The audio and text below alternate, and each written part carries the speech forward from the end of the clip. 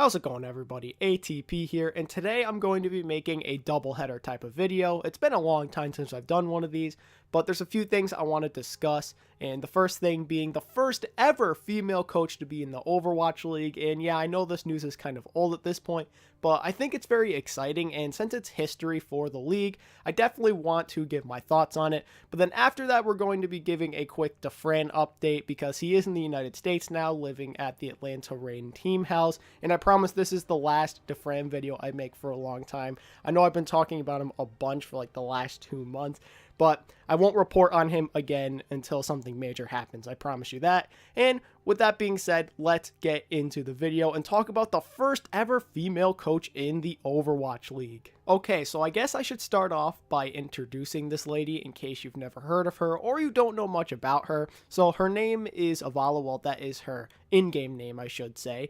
And she is a coach on the Washington Justice this season, which means that she will be assisting former coach of the NYXL and current head coach of the Washington Justice, Wizard Young. Up next, I suppose we should talk about her Overwatch background, and if you want to know where I got this information from, check out the Action Esports YouTube channel because they did an interview with this woman and it's actually very interesting. But in case you really just don't feel like watching that video, I'll give you a little bit of a summary.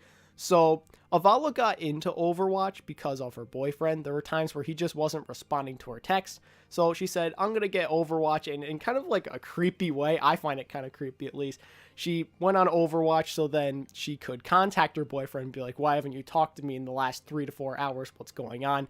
I don't know how weird you guys think that is. I think it's a little creepy, but nonetheless, this is how her Overwatch journey started. So she started playing competitive play during Season 4, and she actually only got placed in Bronze, but as time went on and the seasons progressed, she climbed her way all the way up to top 500, and I think this is super impressive. I mean, this is good stuff. She started all the way at the bottom and made her way to the top of the leaderboard.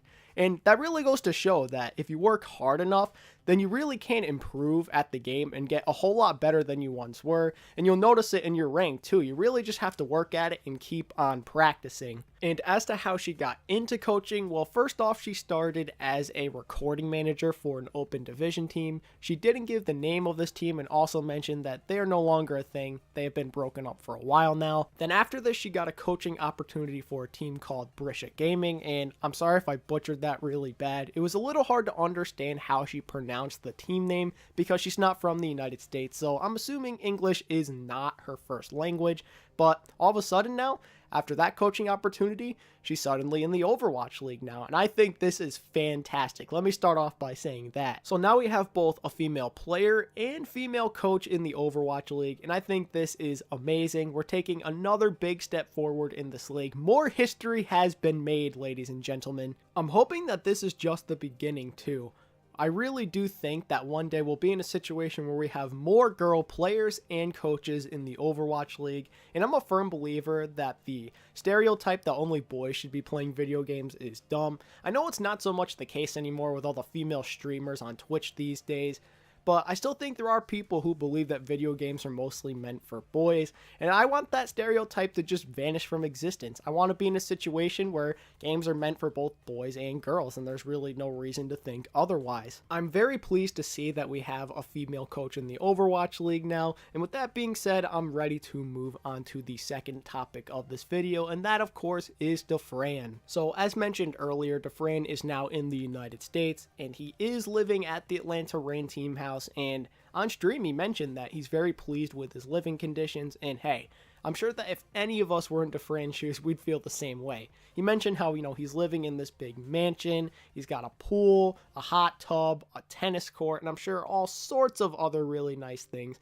And he even said that he has a way of going to his happy place by looking at this beautiful scenery of the mountains outside, which is great. I'm glad he has a way of going to his happy place. Also, Dafran has been playing Overwatch on the US servers and he's been streaming his games, and one thing I've noticed with some of his recent streams is that he's been a lot more vocal than I'm used to him being. Usually he's kind of quiet when he plays DPS, and then eventually he'll be like, let's go dude, when he makes a big play, right? But he's been very talkative during his games. He's been making a lot of calls.